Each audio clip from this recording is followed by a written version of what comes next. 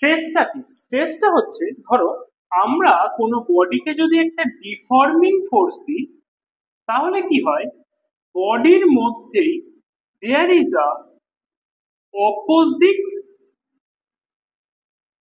deforming force